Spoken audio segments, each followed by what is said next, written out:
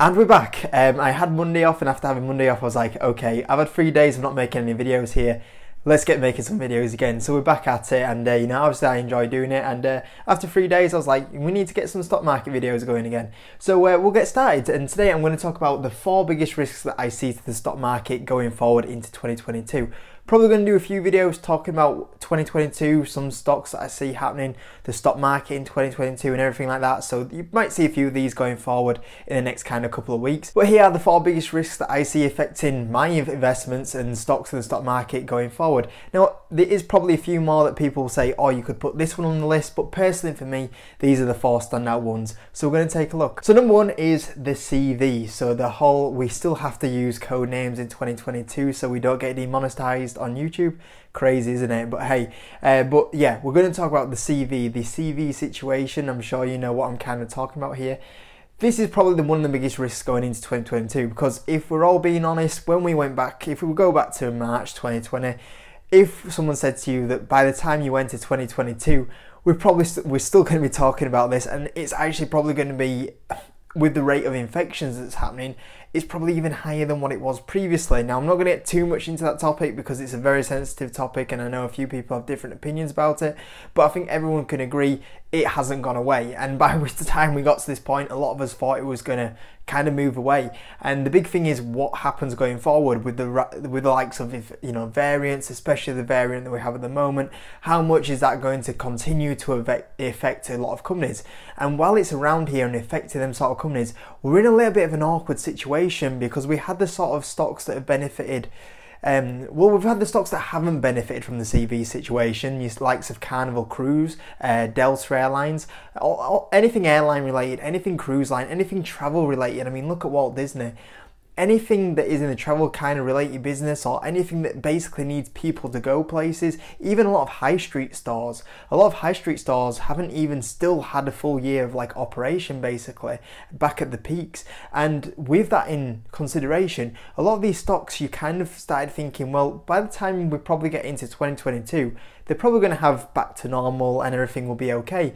But going into 2022, now we know that isn't the situation. We know that still going into 2022, that a lot of these stocks that are being affected are still not really at full capacity. And does that happen this year? Do we get into a position where we do get these sort of companies running back at full capacity? Some people argue that that might never happen, but you know, that's the big thing is, you know, these sort of plays like the travel related, or people, just things where people need to go to places. Are we going to see them get back to a full operation, or is this something that then drags on to 2023? And that kind of makes it awkward to play a few certain stocks because of them reasons. And that's one thing to kind of consider that might still happen going forward. The other thing that happened, which ties into a little bit later on, is that we are in this awkward situation where we've had a lot of companies that benefited in 2020 and did very well, but now we've gone into 2021, a lot of people have gone, oh, but they're not going to do that well going forward, and a lot of them stocks that benefit from the CV situation, unless you are called Apple or Microsoft, have fallen off an absolute cliff now. And a lot of those stocks at the moment have gone, oh, the CV situation is going away, so now the financials are going to fall off and the share price has moved down a huge amount. But there's a certain few stocks that benefited from that and still done pretty well in 2021 because it's still kind of around. And going into 2022, you're looking at them now going, well, it's still kind of round, they're still really doing very good on the financials, but the share price is acting, that's it. So you're kind of in an awkward position here where we are kind of not at where we were in complete lockdown, say, a year and a half ago, but we're definitely not where we thought we would be in a normal kind of economy right now. And it's a little bit awkward at the moment, so it's kind of seeing where does 2022 play out? Do we get back to that normality, or does the CV situation kind of carry on? Does it get, you know, could it get any worse? Or that's kind of the big thing still, even going into 2022, that you got to be watching out for, and that will definitely play on quite a few investments. Number 2, this is probably one thing that I'm definitely keeping an eye on. This affected half of my stocks. Pretty much sell physical products. Now, when you sell physical products, you need to get them products to places, different countries, stores, and because of that, one thing that really happened over the last kind of 6 months in particular to the back end was the rise of logistics and shipping. There was a lot of problems with logistics and shipping and things just taking generally a lot longer. Now I'm sure if you have any sort of physical product or a company that sells physical products, you would have heard them mention about it. Two of the standout ones from 2021 that was massively affected by this was the likes of Corsair, that had a lot of problems with a lot of logistics towards the back end of 2021, and another one of my biggest UK holdings, which was Boohoo, they had quite a bit of logistic problems as well. And there's plenty more out there, but those are two that stand out. Now the problem with delayed logistics and taking longer to get the products moving and the cost of them products going up took a massive hit on a lot of the performance, especially on the profit side of a lot of these companies. So going into 2022, it would be very important to see if this logistic issue flatlines, ideally if it can go down, or if this problem continues through 2022. If it continues through 2022, could obviously cause a few more problems financially for these few companies, but it should be a short-term issue, but you never know. And that's me just kind of putting my opinion out there. But that is definitely something that will affect a lot of companies I own. And like I said, it's one of the biggest issues that were pretty much there at the back end of last year. So that is definitely one big thing that I will be watching out for. The third biggest risk to the stock market, in my opinion, is the small caps. The small caps had a very awful 2021 and anything pretty much growth related. Growth related small caps, not in favour in 2021. It'll be very interesting to see how investors, how the stock market reacts to these stocks. Are these stocks still going to stay massively out of favour, or are people going to rotate and start buying some of these stocks? Because without doubt, small caps are the cheap stocks on the stock market right now. If you look at a forward P ratio of the small caps, it is currently trading down about a 14-ish. Now, last time I checked, this is one of the lowest valuations it has been for a very long time.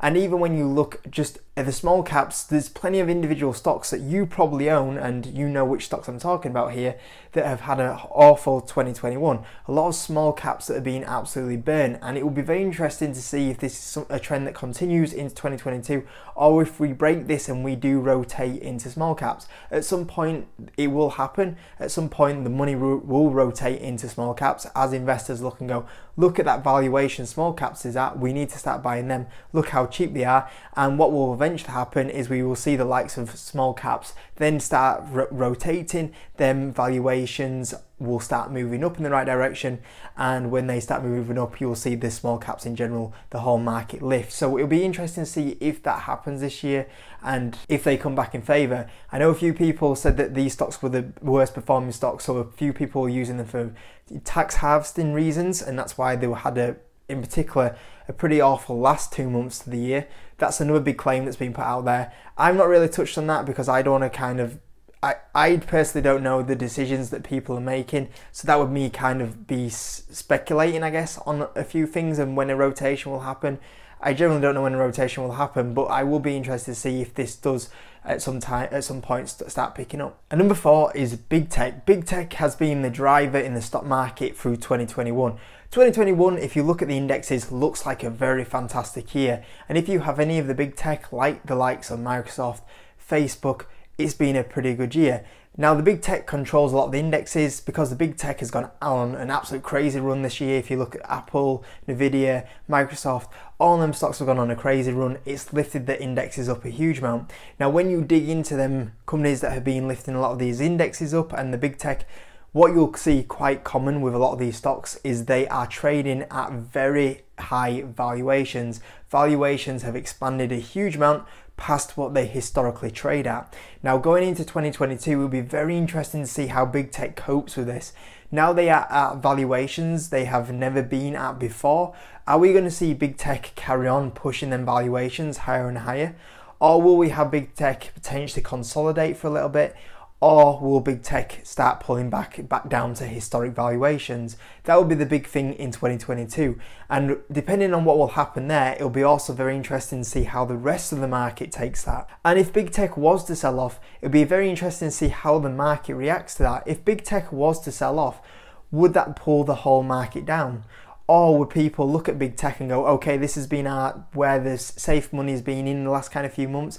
Let's take our money out of big tech. Let's move it into the stocks or the indexes that have the cheap valuations right now. What has the cheap valuations? A lot of the growth stocks out there, a lot of the small market cap stocks out there. Do we rotate into them so we see the big tech come down and then the money move into the smaller stock, the small caps?